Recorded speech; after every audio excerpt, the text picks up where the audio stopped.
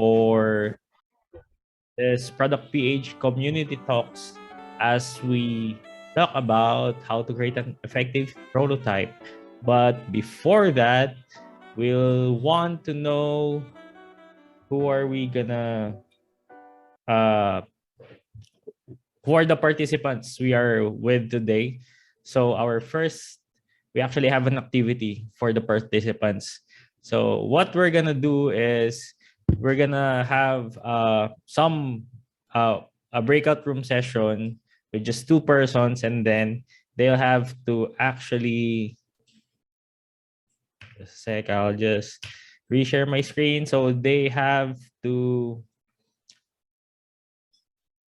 answer some questions during that breakout room. Right there. So we only have like three questions for you all. So where did you hear about Product PH? What's your current background or role? And what do you expect from this session? And Diana already sent the link on the chat and the Miro board if you want to look at the questions during the breakout session. And don't we're gonna use the Miro board later for other stuff.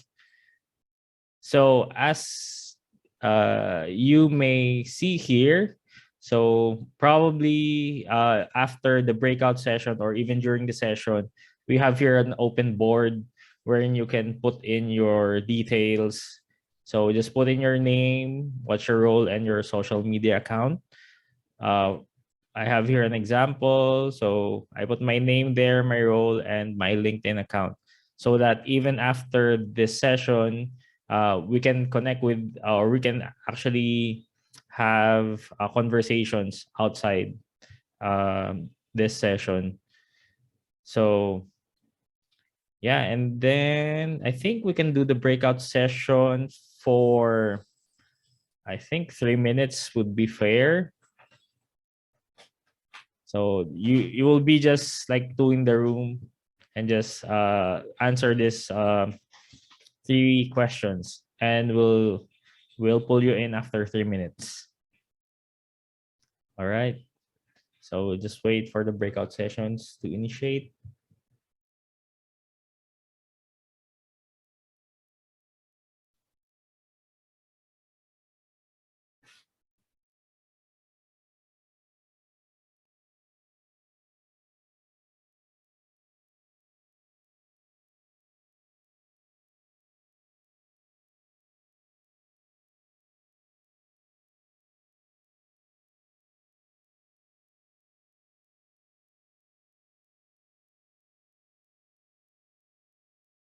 Wait, I'm not assigned.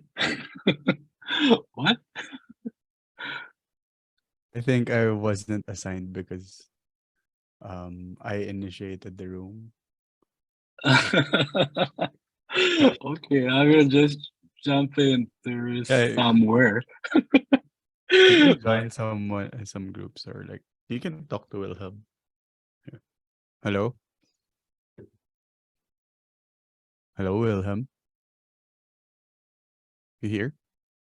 Yeah, just had a meeting, so that's why I cannot join. Yeah. All right. So you're not going to be speaking.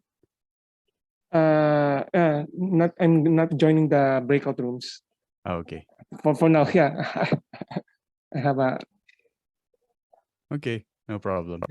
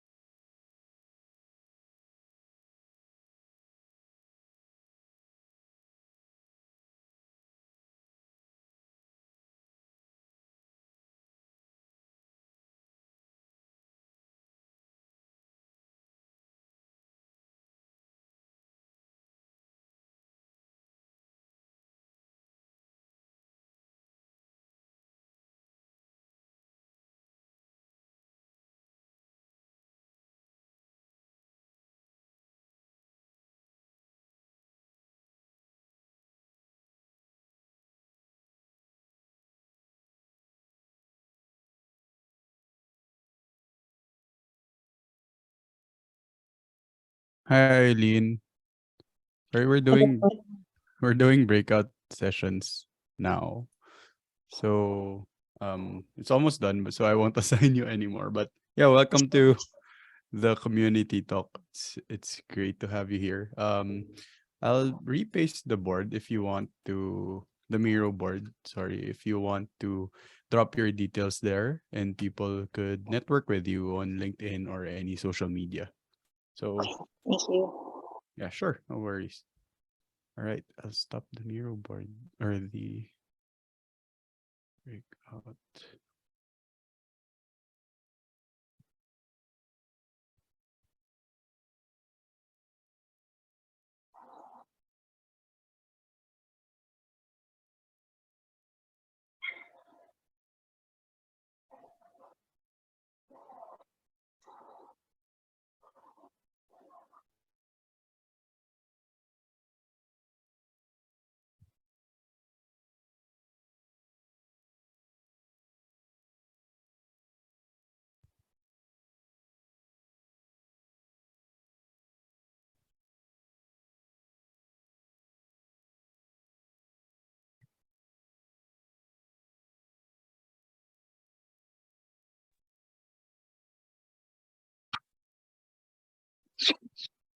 Welcome back.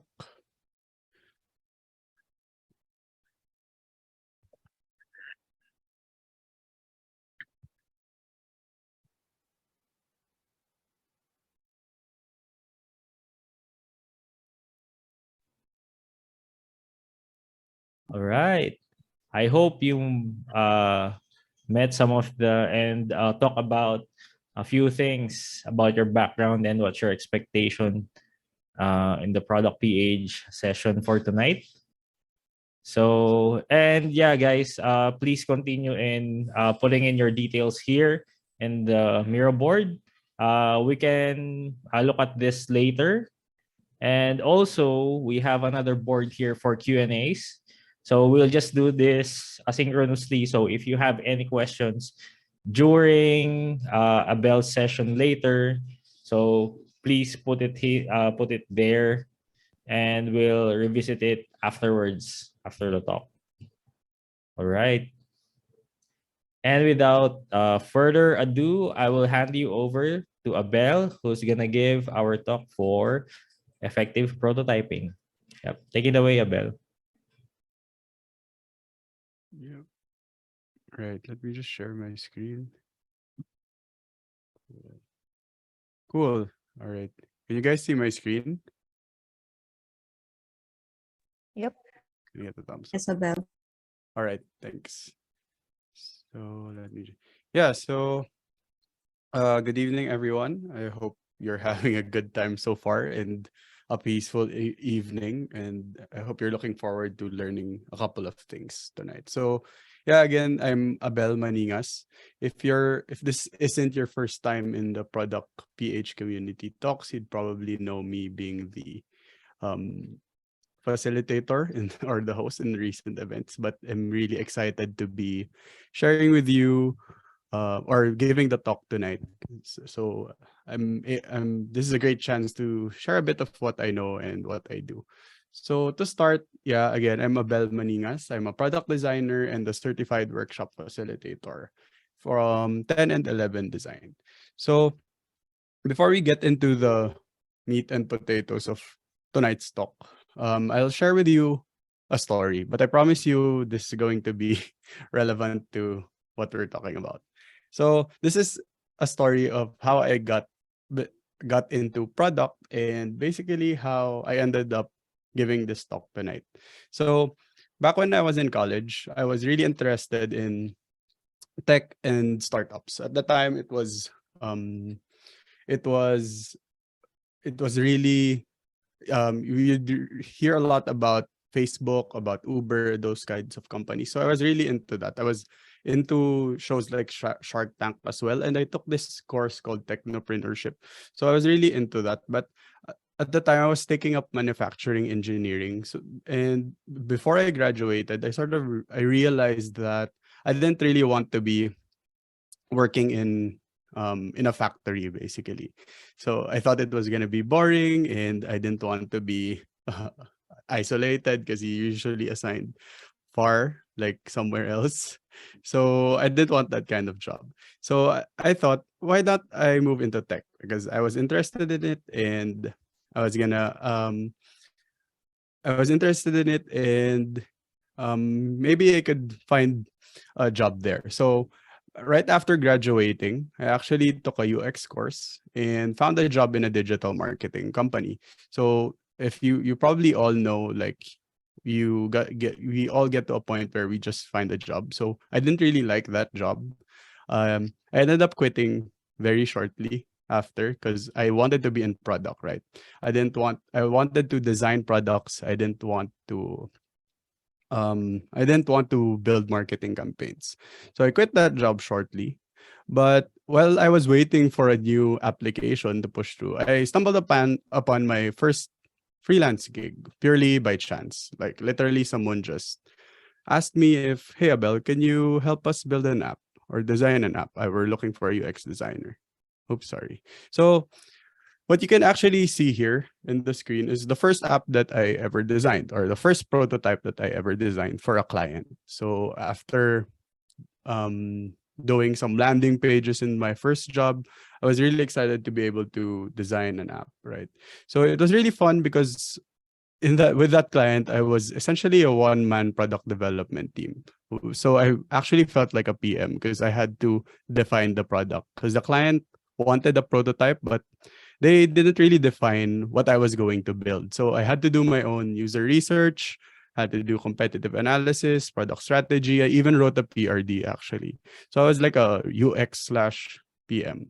So I ended up building this prototype, MVP prototype. But one day, as I was sitting there in the middle of the client's office, making the final touches to this prototype, I came to a frightening realization. I did the market research, like I actually talked to users, and then I did the whole design thinking thing and came up with a prototype. However, I didn't know if we were building the right thing, right? I was building something, or I was designing something that essentially we didn't know if the market would want it. We were asking about their behavior and stuff like that, all persona stuff, but we didn't know if the market wanted it.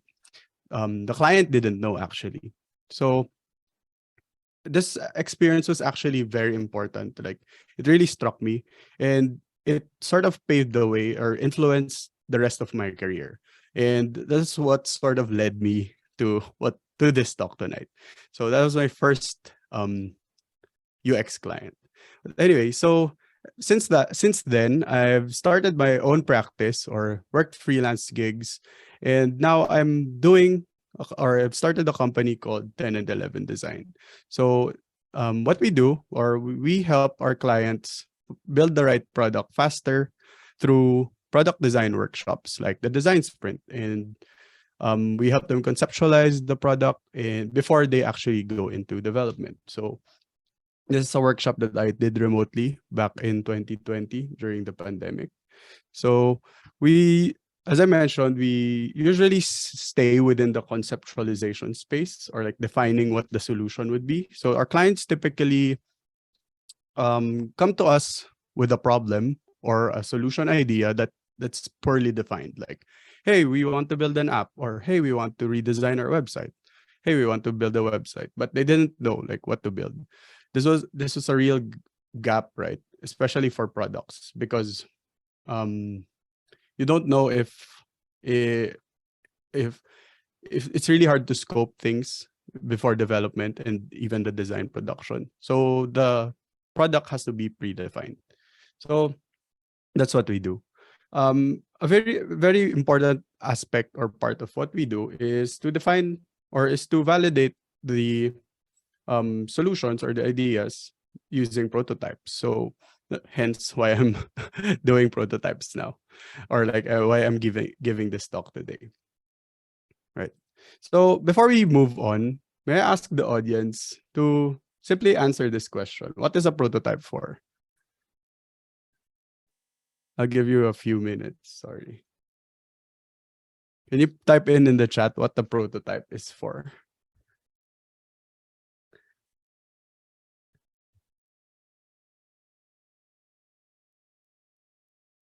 Hello? A copy. Okay. Thanks, Mavi. It's an interesting answer. Actually, I think I sort of spoiled. Mock-up of the product we want to build. Functional design. Okay, you have very interesting answers. For stakeholders to play around with the product idea without actually building it. Okay. Initial experience for target users. All right, so we'll get back to that later. Thanks for answering, guys. Wait, sorry. Keep panning out. Cool. Can you see my screen? All right, sorry. So going back to the previous story that I told you, I shared with you, I realized a problem with MVPs. Oops. In that project, I built the MVP for the product, but I basically didn't know if that was the right thing to build, right? I didn't know if the solutions that I built with it or the solutions that I designed were right, or even the product as a whole were right. We've spent 200 hours already, or more than 200 hours, building an MVP prototype, but we had no idea if the market actually wanted it. But usually that's the common practice, right? What's the deal? Aren't we supposed to launch with an MVP first, following lean startup? So that's where I realized the three flaws, or that's where I realized a couple of flaws with the MVP approach. Usually, the MVP is too vague to start with. At the start, you don't have an idea of what actually solves the problem of your customers, right? You don't know what works, so it's hard to define what the MVP would be. You're basically taking a guess. It's also too big to launch an MVP. You have to build something that works already, that users could use, right? Even if you follow the pyramid, I didn't really put the slide, but if you follow that, like the slice of the pyramid of an MVP, which is very famous as a symbolism or like illustration for an MVP, it's still too big. It takes some time and a lot of effort to start. And it also becomes really expensive, right? Because it takes a lot of time and resources to build, a lot of developers and designers, and so it becomes really expensive. And since you're basically building bets, you're going to make a lot of mistakes, right? So it's gonna be a lot of money down the drain. You could justify that, yeah, you're learning, validated learning, right? Or like what a lean startup is actually touting, but it's still money down the drain at the end of the day. You're still going to waste money. So it's very challenging to start with an MVP. Like in my experience working with clients, they're usually too surprised with the cost of building an MVP. Like they want to launch this app. I've defined the MVP for them, and when we give them like an estimate, how is it that expensive, right? So it's usually very expensive. So the question now is, if I want to build an MVP or a new product or a new feature in this case, how can I know that it will work, right? Because if you want to make a bet, you want to bet on something that has a good chance of winning, right? So the answer to that is you validate early. And you do that using prototypes. So the answer to the initial question was a prototype is used to validate something. So in manufacturing, you actually build a prototype to validate that it's actually possible to build it, right? But in product development, it's used to validate different assumptions. And today I'm going to show you how to choose the proper prototype to validate your assumptions or to validate your product or your new feature in any case. So how to choose an effective prototype or how to create an effective prototype. So 3 things. This slide sort of summarizes everything already. First is to know your validation stage. Second is to know your target market. And third is to work with your budget and timeline. So I will go into that I'll go into each one specifically. So, but before you actually build the prototype, it's important to frame the problem first. Make sure that you're solving the right thing, and it helps you align with your team, right? If you're gonna be working with several people, it's important that you're all aligned in what you're solving. So a simple framework that you could use is the 4 Ws. So simply define what the problem is, where or when does it happen, who's involved, and why is it important to solve. And then after you've framed the problem, you can go to your customer or your target market or the who here in this case and validate. So you do that through interviews, diary studies, creating journey maps. Doing these two things will help you gain a great understanding right away of the problem space, right? So you understand the whole problem before you actually build something to solve that, or before you even go into your solution space. So yeah, going into the first thing that you should consider for choosing an effective prototype is to know your validation stage. So first, identify or define if you're validating your market or your solution. So for given the problem that I had earlier, or like in the story, right? We created solutions already, but the market wasn't validated, right? So we didn't know if it was actually worth building an MVP. Would people actually want it? So given that methodology that I did or that I used back then, I jumped straight into solution validation, which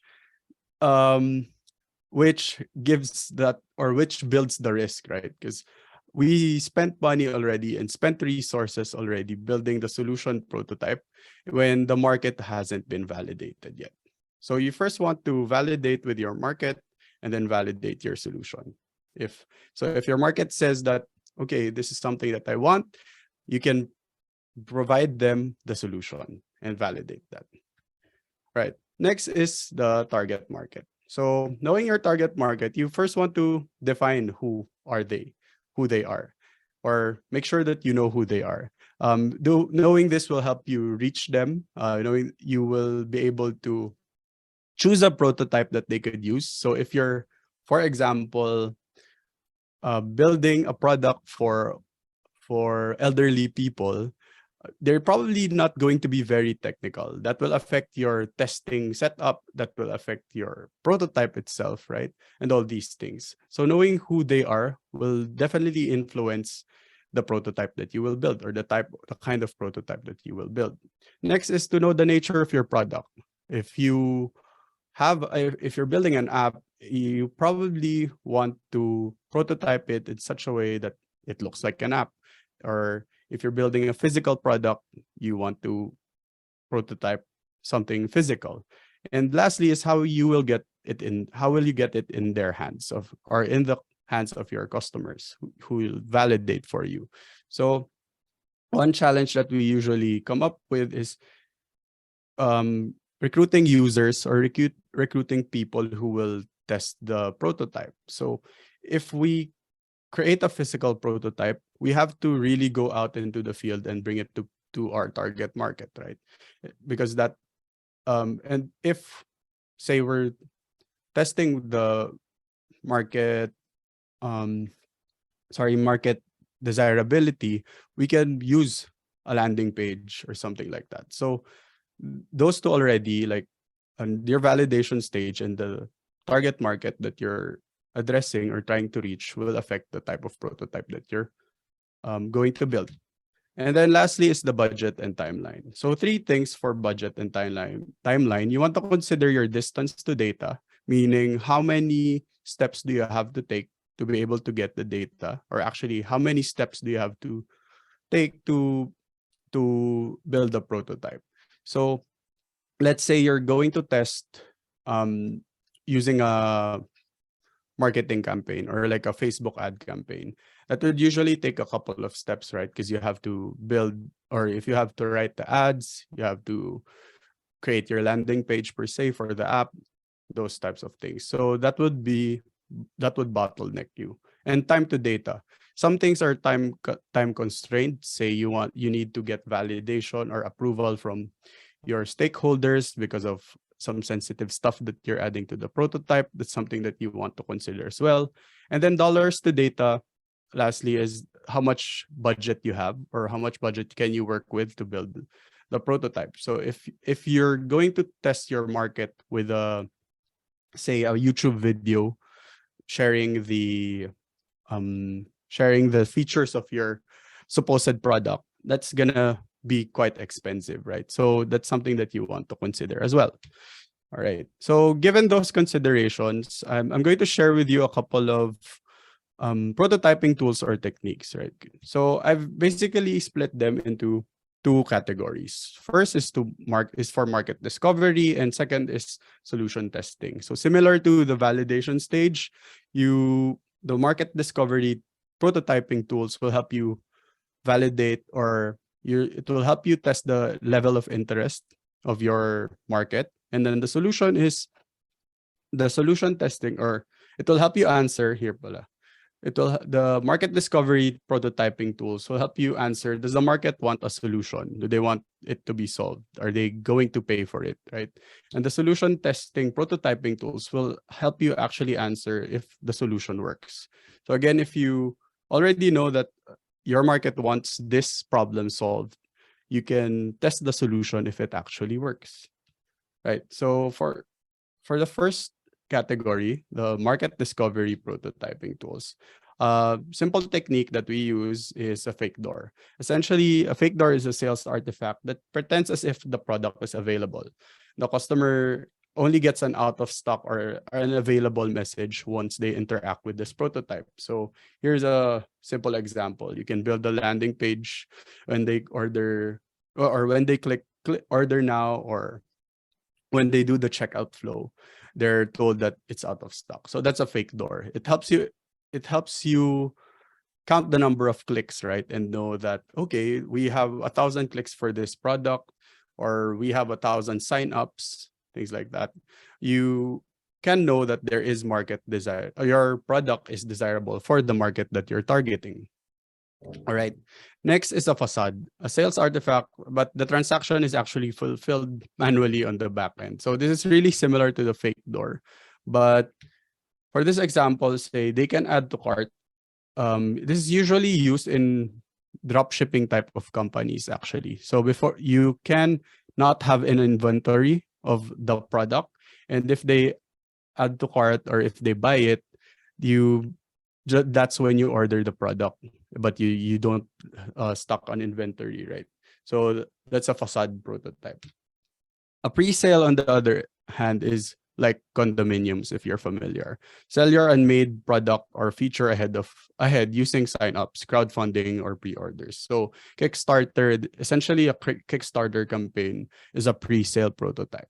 So you only have to define what the features would be, what it would do. You can make a video, right?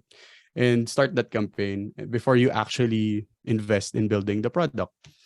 So another one is an infiltrator. So display an artifact of your product or service in a high traffic location and see if actually customers pick it up or are interested in it.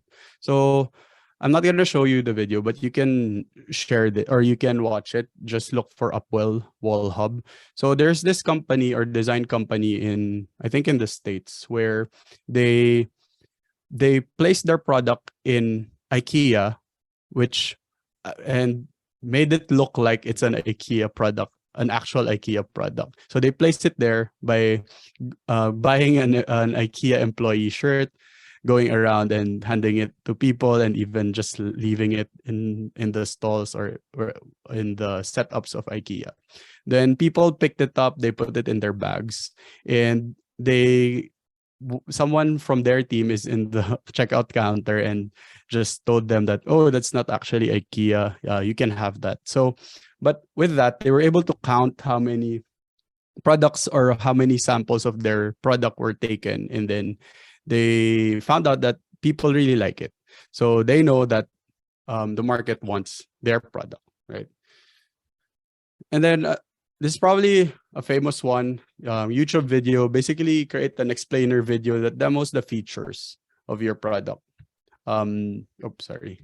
So if you're familiar with Google Glass, they have an announcement video, right? They did this before, but you can basically make a video that simulates your your product using movie magic. So it's just gonna be effects, but this way you can create a video and then get signups for a pre-order or even like just keep me updated. So, but those emails were actually data already. That's market desirability. That proves your market desirability. All right. So the other category, or once you validated the market desirability, you can go on and build prototypes that will test your solution if it actually works or if you're building the right solution. So one example here is a mechanical Turk. Use a human to simulate the functionality of an automated product or service to test the solution and delay building later. It's also called as a Wizard of Oz.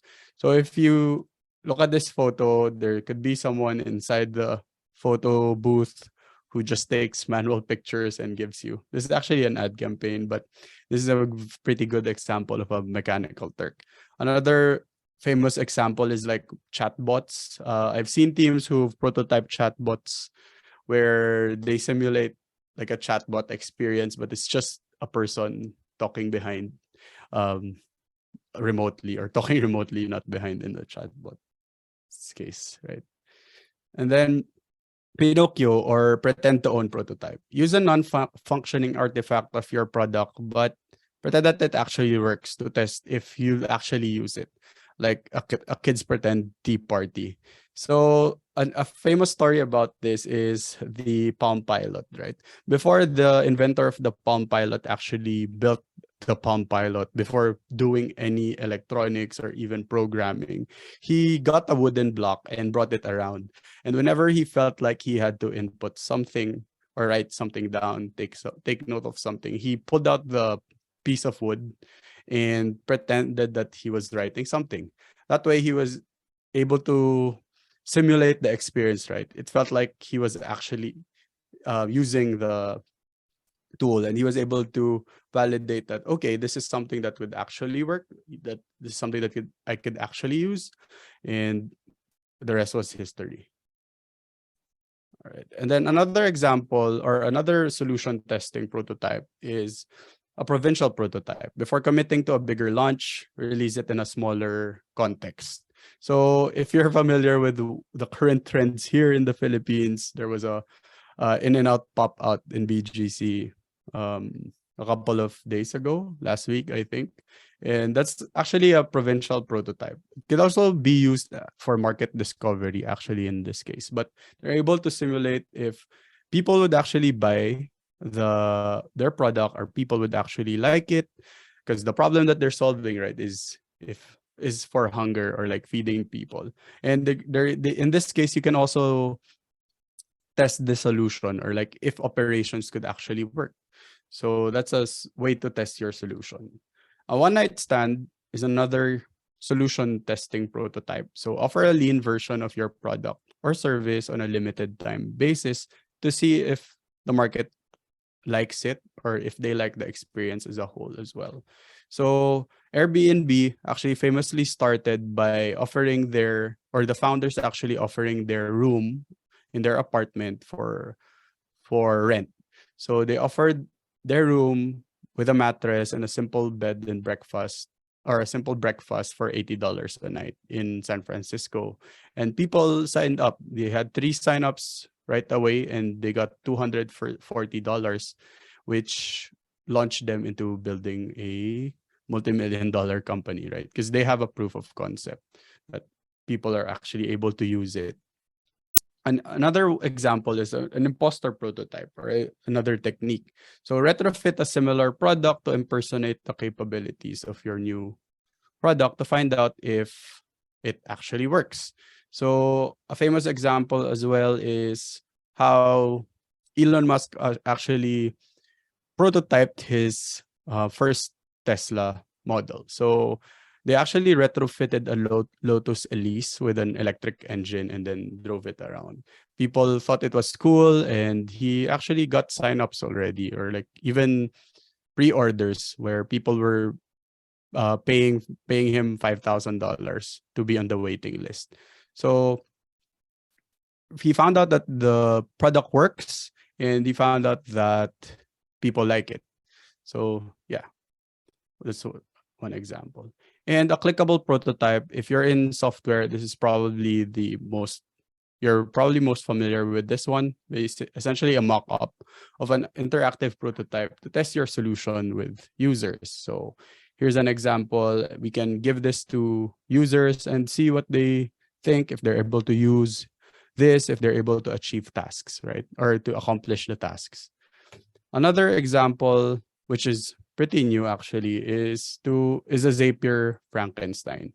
Using a system of no-code tools or SaaS tools, you can create the functionalities of your product or service. So, if you can recreate the experience in Zapier or using Zapier and connecting different tools, you can let people test it or let users test it, and you can validate if your solution actually solves the problem.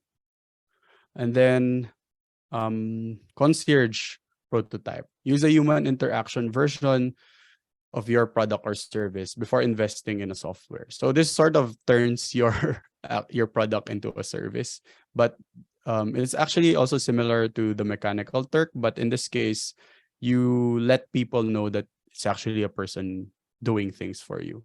So if you're familiar with the old Cola taxis, this is a prototype of Uber, right, or Grab. Back in the day, you can call a number and then they'll send a taxi to you. So you can also find analogs as proof of concepts, but that's a subject for a different day. So just to share with you, here are some things that I worked on in the past that where we had to choose a prototype or like had to figure out how to test solve the problem using a prototype. So I worked with an NGO in Malaysia back in 2020 where they had a problem of sales and demand management. So basically they wanted to do a new service or create a new service that will help them sell their products better. But the solution that we had was Patreon, if you're familiar with Patreon, was something like Patreon. So instead of getting donations, they would ask their donors to subscribe and they would give out the products every month or send out the products every month. So the challenge there was, how do you actually test the service? But although we defined what was gonna happen, we had to take a step back and prove the market's desirability first. So what we did was actually to build a landing page that detailed what the service would be and what it would do, what they would get.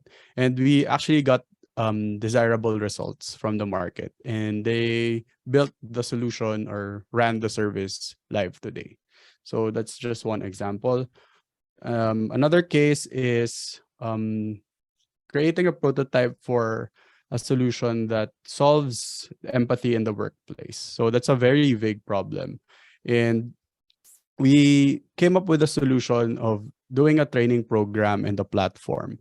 So before we actually worked on the platform, we tested the market with a landing page, getting user feedback and asking what they wanted or what they think should happen with, or what they are looking for in these types of service, if they think that it could solve the problem, or if they would actually pay. So even with a landing page, we were able to prove that the market wants the product that we will eventually build. And then lastly, for a redesign, so the problem was a redesign, or the client's website was outdated. So we had to, or before development, we actually had to test the information architecture of the products of the company. So we built a clickable prototype, which eventually became the handover to the devs, right? So they just built the prototype, the clickable mock-ups. So to recap, before you choose a technique or a type of prototype, first know your validation stage. What are you actually trying to build, or what are you trying to prove? And then know your target market, who your customers are, how you will reach them. And last, work with your budget and timeline. If you have a big budget, you can build something that's more detailed. But if you don't have that much time or and money, you can build something like the Pinocchio or the Palm Pilot example. So a couple of pitfalls to watch out is weak data or evidence. This usually happens when you skip the validation stage. So even if you build a clickable prototype, if your market doesn't want it, even if they think it solves the problem, but they don't want to pay for it, you have the wrong data essentially. Another is time trap. So if you choose the wrong prototype that's very complicated to build, it would take you a long time.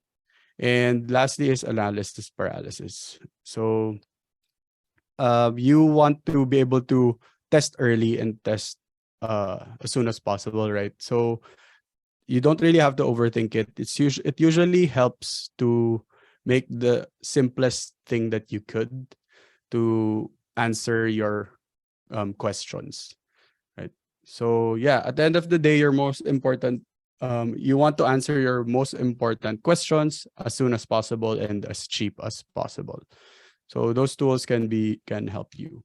And but actually, you don't really have to follow me. You can build any prototype that you want if you want to, but it's essentially down to how much risk you want to take.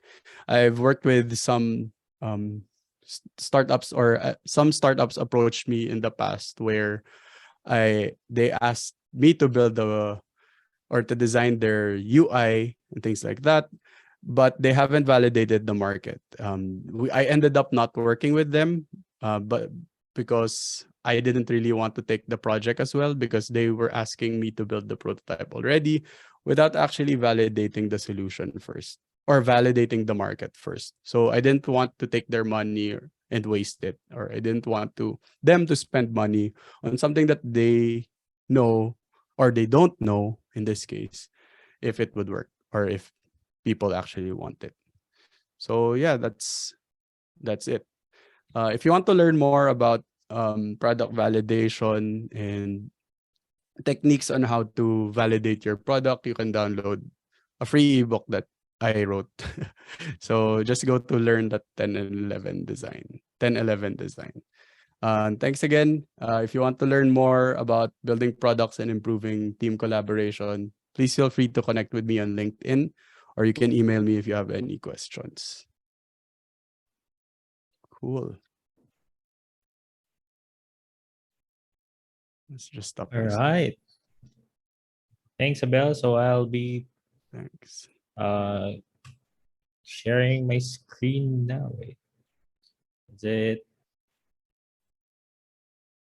Okay.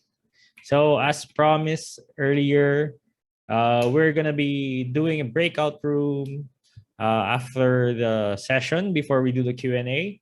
So these are some guide questions that we formulated during the talk by Abel. So we only have 4 questions here. So what we're gonna do, we're gonna have 4 breakout rooms. So each breakout room would have to answer, or they need to talk about one of these 4 questions. So, but before that, I think I need to transfer these questions to the Miro board first. Oh, that doesn't work.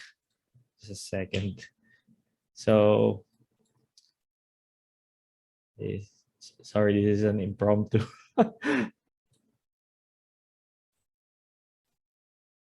Okay. Wait. Okay. All right. So these are the 4 questions that we're gonna be answering.